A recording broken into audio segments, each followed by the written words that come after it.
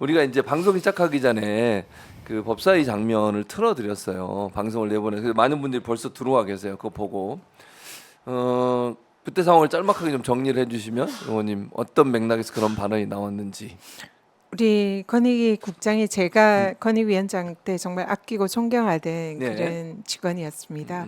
그 직원의 안타까운 죽음을 보면서 고인의 명예를 지켜야 되고 진상을 규명해야 한다. 네. 이런 게 사실상 직속 상관이었던 저에게 주어진 일종의 운명이다. 그렇죠. 이런 생각을 맞아요. 했습니다. 그래서 법사위에서 특검법을 통해서 이 윤석열 김건희 대통령 부부의 청탁금지법 위반 그 문제와 그리고 그것을 수뇌부가 덮으려는 과정에서 벌어진 그 불법 문제 네. 그리고 이 권익위 국장의 안타까운 죽음 여기에 대한 진상 규명을 요구하는 그 법사위 발언, 의사진행 발언을 했었습니다. 근데 네. 그 발언하는 도중에 손석준 뭐, 국민의힘 의원이 끼어든 갑자기 거잖아요. 발언 도중에 끼어들어서 네.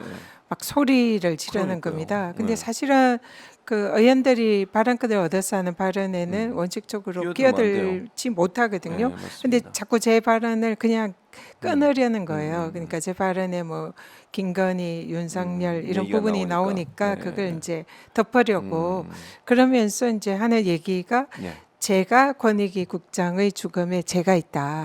제가 평소에 국장을 괴롭혔다. 그리고 그래서 당신은 그런 말 할 자격이 없다. 이런 식으로 말을 하는 거예요.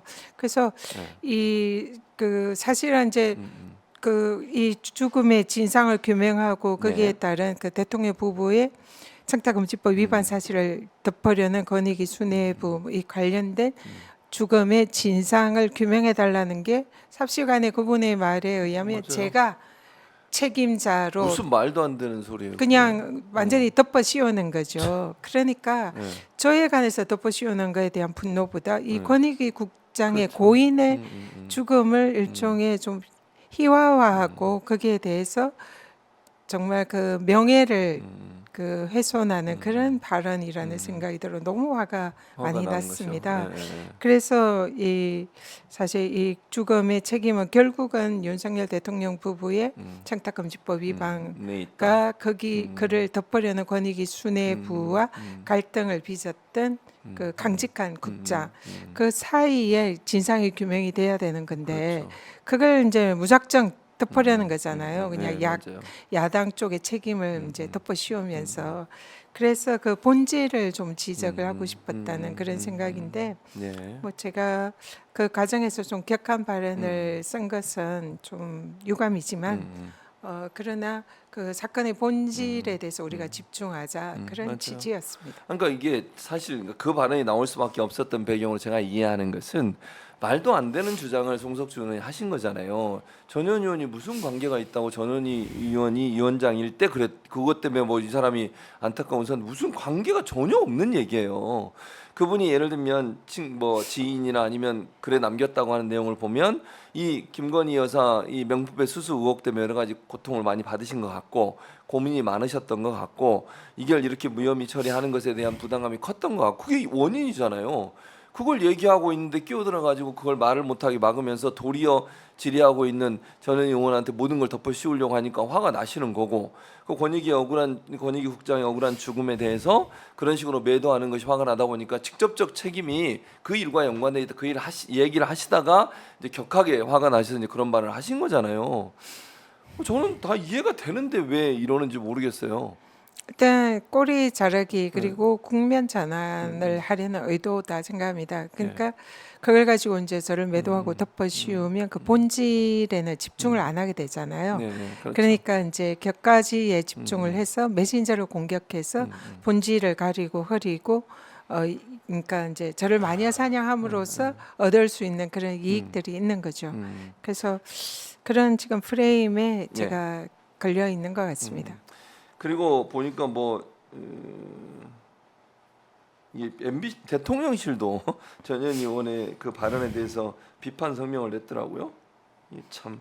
지금 이제 그 발언 이후에 국민의힘 의원들이 뭐 108명이 저는 저를 국회의원 제명하는 제명하라. 결의안을 국회에 제출을 했고요. 네. 그리고 또 국힘에서 또 법적 조치를 검토하겠다. 그리고 대통령실에서도 아주 격한 이제 논평을 냈고 또 시민단체에서는 저를 형사 고발을 했습니다.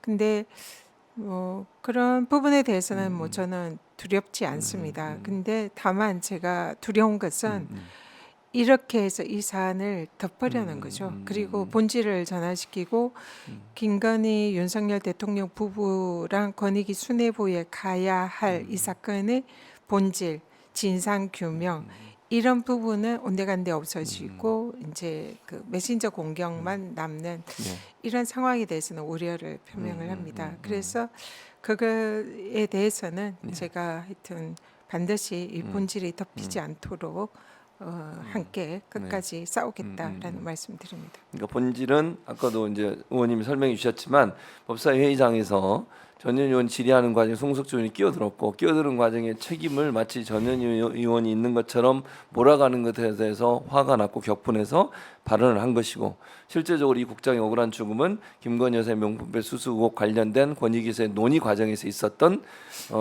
의견의 충돌 이런 부분들이 본인의 무력함을 느껴서 결국 그런 행동을 했다고 주장하시는 거를 반박해서 그 발언 과정에서 이제 격하게 발언을 하셨고 물론 아까 말씀하신 것처럼 그 단어를 쓴 거에 대해서는 유감을 표명해 주셨으니까 단어 사용에 대해서는 뭐 유감을 표명하는 거지만 본질적으로 이 문제를 제기하는 것 자체는 문제가 없는 거잖아요. 의원님이 지금 말씀하신 부분에 대해서는.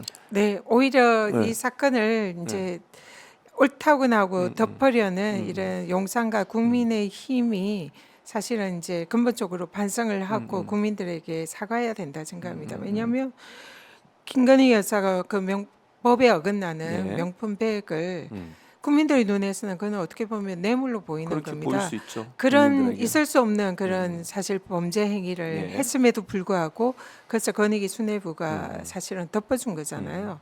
거기에 이제 저항하는 예. 그 자신의 소신과 원칙에 어긋난다고 생각한 권익위 국장이 예.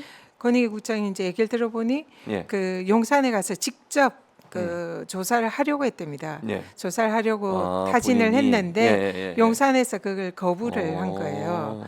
그리고 거기에 대해서 이제 예. 왜 그런 식으로 용산에 가서 조사를 하려고 했느냐 하는 그 권력에 많은 압력이 있었을 거 아닙니까? 그 과정에서 이분이 얼마나 무서웠겠어요. 제가 권익위원장이 있을 때 장관급 기관장인 저도 그 권력과 맞서면서 네. 최고 권력과 맞아요. 이 싸우는 그 과정이 정말 죽음과 같은 공포를 힘드셨죠. 느꼈거든요. 그랬을 것 그런데 정말 이 공무원인 그리고 상관들이 다 상명 복종 관계에 있는 그 위에 상관들이 의한 그런 압력이라는 거는 이거는 또 거기에 또 최고 권력과 상관이 있는 그런 사안에 대해서 네, 그런 이제 갈등을 빚는다는 거는 이거는 아마 그 분이 살아생전 엄청나게 무서운 고통과 두려움 이런 거를 겪었고 제가 느꼈던 그 공포보다 더했으면 더했지 덜 하지는 않았을 거다 이런 생각을 합니다. 그렇기 때문에 그러한 그 심리적인 압박, 최고 네. 권력과 관련되어 있는 청탁금지법 위반을 조사하는 실무 책임자, 예. 그것을 덮으려는 또 권익위 수뇌부 이 과정에 관한 그들 사이에 어떤 일이 있었는지 반드시 진상이 규명이 돼야 된다 생각하고요. 그 과정에 또 용산의 네. 책임은 없었는지 이런 부분도 분명히 확인해야 된다 생각합니다. 용산의 책임이라는 거는 제가 권익위원장 있을 때 네. 그 경험을 했던 것은 우리 윤석열 정권 들어서 권익위의 이 차관급 예. 부위원장들이 끊임없이 용산과 소통을 했거든요. 용산에 가서 보고하고 용산의 지시를 받고 이런 식으로 업무를 처리를 했단 네. 말입니다. 그러면은 이런 대통령의 청탁금지법 위반 사안에 대해서는 용산과 그런 협의가 없었을까? 그런 부분도 사실은 진상 규명이 필요하다 이렇게 네. 생각합니다. 근데 결국은 그러니까 저는 뭐 제가 그냥 생각해 보건데 송석준 의원이 그런 방식으로 계속 전현희 의원을 공격을 하고 발언 중에 끼어들어서 얘기해서 결국 이런 결과까지 나오는 거잖아요. 근데 거기에 대해서는 얘기를 안 하고 단어 사용한 그 하나 가지고 지금 문제를 삼고 그러는 것이 결국 본질을 덮으려는 의도라고 보여진다. 전현희 의원도 뭐 유감을 표명하셨으니까 그 단어 사용에 대해서 문제가 있다면 뭐 그거 가지고 얘기하는 건 모르지만 본질은 결국 김건희 여사의 명품백 수수 의혹에 대해서 조사하던 권익위 국장이 괴로워서 힘들어서 압박으로 느껴지는 여러 가지 정황 때문에 스스로 안타까운 선택을 한 거잖아요.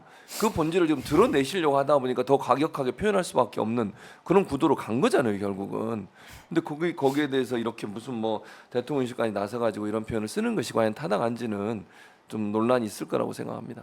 아무리 메신저를 공격하고 네, 그걸 네. 빌미로 이 사건을 덮으려고 하더라도 그 덮여지지 않을 거다. 저는 그렇게 생각합니다. 네. 이미 국민들은 김건희 여사의 명품백 수수 현장을 예. 다 다 지켜봤고 봤죠, 영상으로. 또 대통령이 청탁금지법에 규정되어 있는 신고와 번안 의무 이행하지 않은 거 국민들이 다 알고 다 알고 있고 있죠. 이미 대통령의 청탁금지법 위반은 성립되어 있는 지금 현실입니다.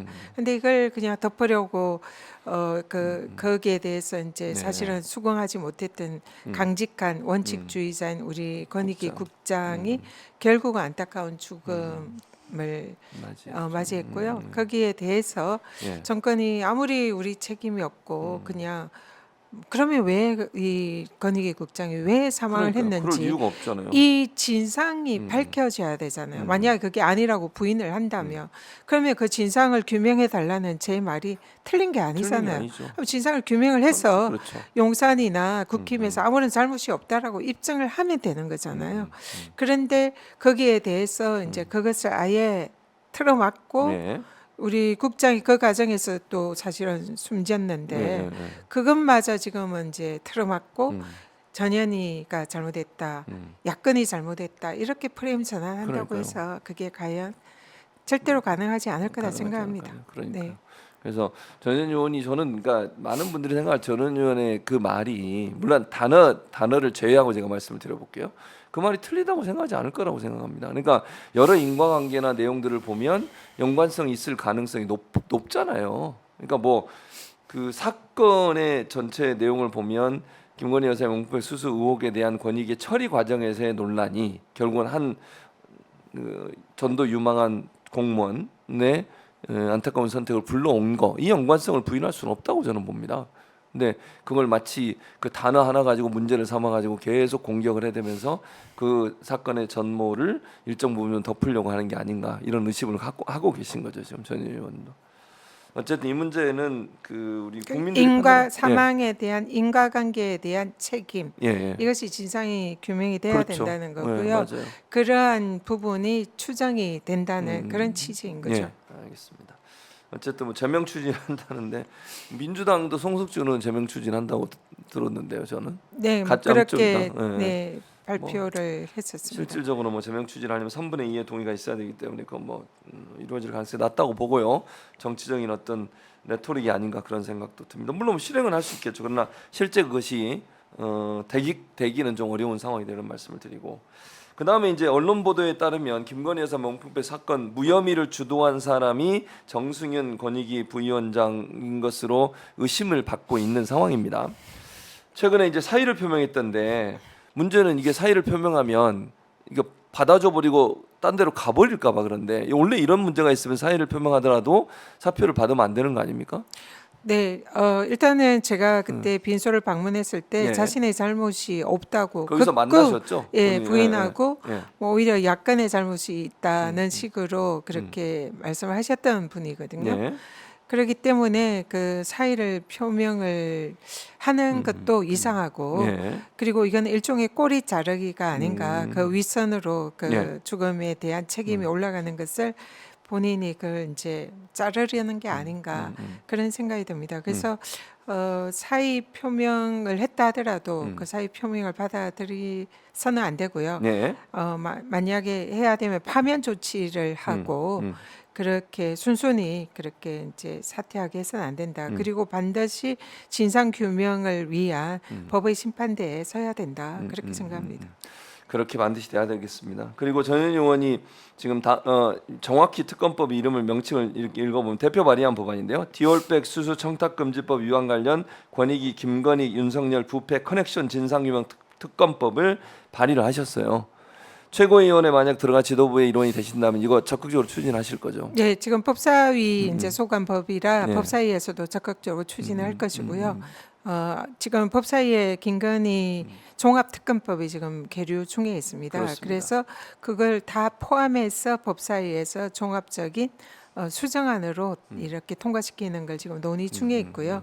그래서 반드시 통과를 시켜야 되고 실제로 이 억울한 권익위 국장의 죽음의 진상이 밝혀져야 된다 생각합니다. 맞습니다. 왜냐하면 우리가 최혜병 사건, 그 최혜병의 억울한 죽음에 대해서 온 국민이 분노하고 있지 않습니까? 분노하고 있죠. 최혜병도 그 어떻게 보면 그 해병대 사단장이 그 결론적으로는 임성근 대통령에게 사단장. 뭔가 네, 네. 그 전에 칭찬을 받고 또 그런 연장선상에서 그 이 수색 작전에 해병대가 뭔가 열심히 한다는 걸 보이기 위해서 이렇게 물속 수색 작전으로 사실상 그렇죠. 몰아넣어서 결국은 수중수색. 예. 안타깝게 안전 장비도 없이 없이, 수색을 하다가 그렇죠. 그런 안타까운 죽음을 맞이한 거 아닙니까? 어떻게 보면 권력에 관련이 있는 거고요. 근데 그 과정에서 대통령의 수사 외압 의혹이 청문회에서 어느 정도 많이 밝혀지고 있잖아요.